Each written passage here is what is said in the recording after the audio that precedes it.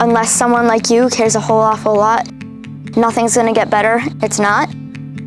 Turtle Titans was a group for the UNLESS project. We were in Mrs. Pike's gifted class and we participated in the UNLESS project and won the grand prize in the Philadelphia Zoo finals. It's a project-based learning activity, so it really reinforces cooperative group learning. You had to choose an animal. Find an animal that was close to you. So for us, that was the eastern box turtle, which you can find around Dallas and in any wetlands in Pennsylvania. We had to learn what turtles were starting off very, very small. Then we had to build up what they ate, where they lived, how we could help them, what their environment was like, what was challenging them in their environment. You've probably heard that sea turtles, they eat plastic bags. Oh yeah. Because they look like jellyfish. Their heads stuck in plastic. Yes. But that also happens for box turtles. They might think that it's some sort of food and they might swallow that, and that can do a lot to their stomach and even choke them. And that's not good. Not good at all. Deforestation is also another one. Yeah, that kills their habitats. Not being respectful to marshes and wetlands, because that is one of their main habitats.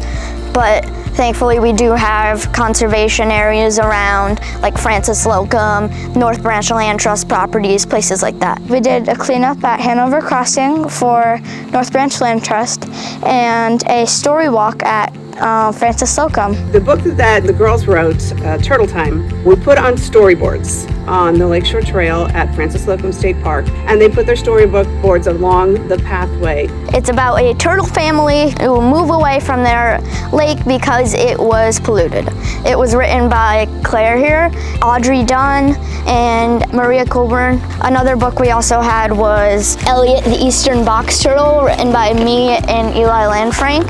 It is about a box turtle. He's actually named after one of our friends who was captured and taken into the pet trade. But through a lot of events, he gets through and escapes, and he eventually makes it home back to his family and friends. It's geared toward primary, kindergarten, first grade students.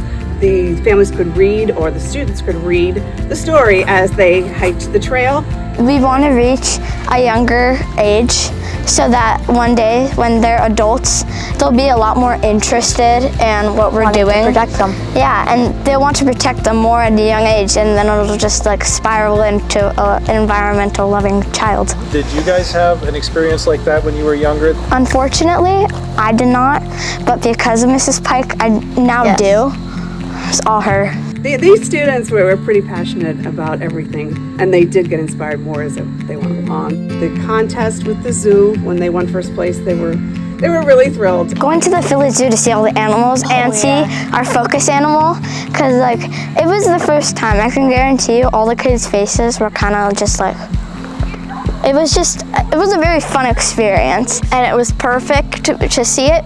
It didn't have a name yet, so we suggested Todd. Todd's pretty much our mascot. Todd is everything to us. There's a lot to it, and when I start the project with them and explain everything to them, you have to choose a focus animal, and you have to choose a project, and then you have to get it out into the community, and you have to get it out into the school, and you have to raise awareness on what your project is and how you're going to do it. And with 21 students, they had so many ideas, and how do you bring it back into focus? They learned through this project to really listen to each other. I think they learned a lot more than just some environmental education. I have retired this year, but I will never stop learning.